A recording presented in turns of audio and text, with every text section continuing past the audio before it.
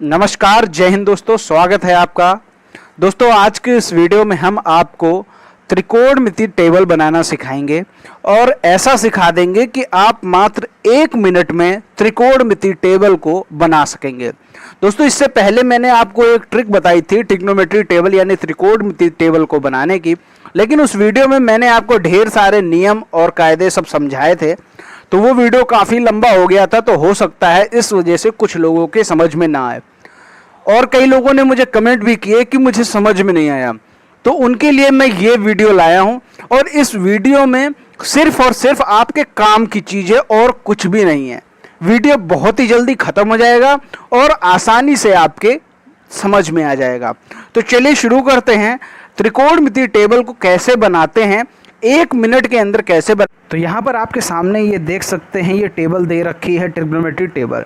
अब यहाँ पर हम वैल्यूज़ भरेंगे और आपको बताएंगे कि हम कितनी आसानी से इन वैल्यूज़ को भर सकते हैं और कितनी आसानी से ट्रिग्नोमेट्री टेबल याद कर सकते हैं। तो आपको यहाँ पर सिर्फ और सिर्फ पूरी ट्रिग्नोमेट्री टेबल में साइन की वैल्यूज़ याद करनी है। साइन की वैल्यूज़ कितनी होती है, साइन 0 बराबर कितना होता है ये आपको मालूम होना चाहिए। तो साइन 0 बराबर होता है 0, ठीक है। साइन 30 बराबर होता है 1/2 और साइन 45 होता है 1/√2। साइन 60 होता है √3/2 और साइन 90 होता है 1। अब आपको सिर्फ और सिर्फ ये साइन की 5 वैल्यूज़ याद करनी है और इन्हीं वैल्यूज़ के सहारे हम पूरी ट्रिग्नोमेट्री टेबल याद कर लेंगे। तो देखिए कैसे हम कॉस की वैल्यू भरते हैं। जो कॉस 0 होगा वो कॉस साइन 90 के बराबर होगा, यानी जो हमने यहाँ भरा 0, 1/2, 1/√2, √3/2, यहाँ पर 1 भरा। तो हमें क्या करना है, अब इधर से शुरू करना है और इधर से शुरू करते हुए यहाँ से सारी वैल्यूज़ भरनी।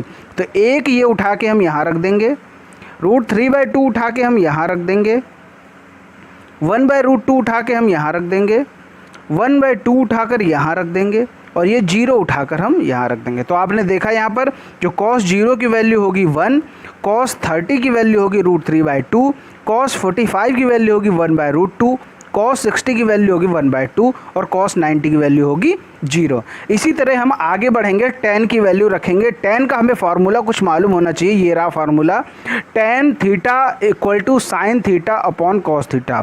तो tan थीटा, तो tan 0 की वैल्यू अगर निकालें तो हमें करना पड़ेगा 0/1, यानी 0/1 आएगा 0, क्योंकि आपको मालूम है अगर किसी भी संख्या में 1 से भाग देते हैं तो वही संख्या आती। इसी तरह 0 में जब हम 1 का भाग देंगे तो 0 आएगा।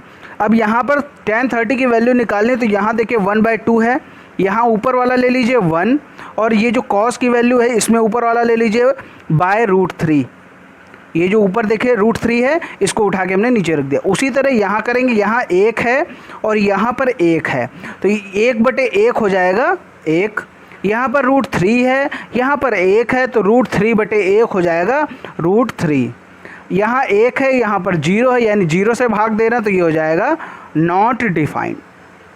तो ये कितना आसान है, ये आपको समझ में आ गया होगा। अब बात करते हैं कॉसेक, सेक, कॉट की। अगर आपने ये तीनों निकाल लिया तो कॉसेक, सेक और कॉट ये तीनों निकालना बहुत ही आसान है।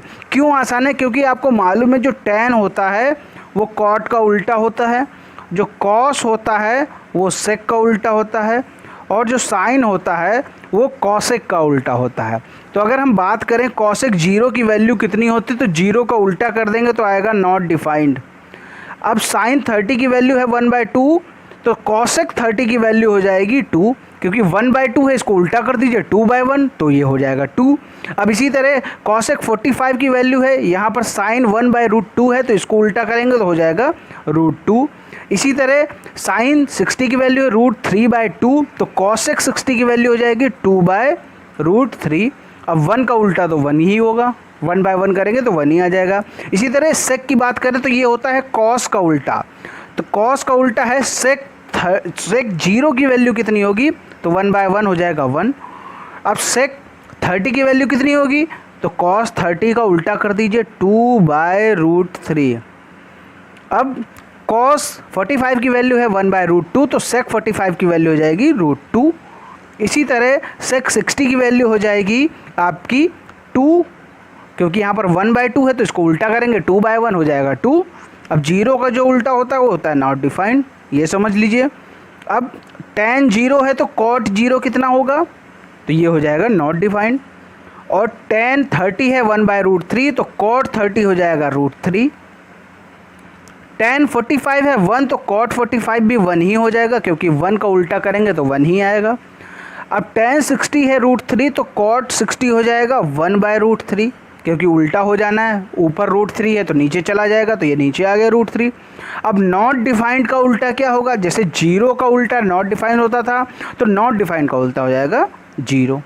अब देखिए आप कितनी आसानी से निकाल सकते हैं, ये जो टेबल है कितनी आसानी से निकल आई।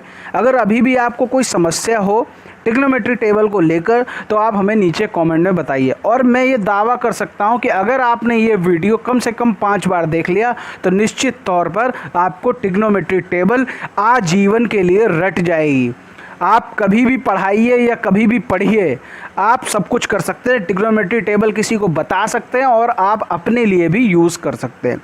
उम्मीद करता हूँ ये वीडियो पसंद आया होगा, ट्रिग्नोमेट्री टेबल आपको आसानी से याद हो गई होगी।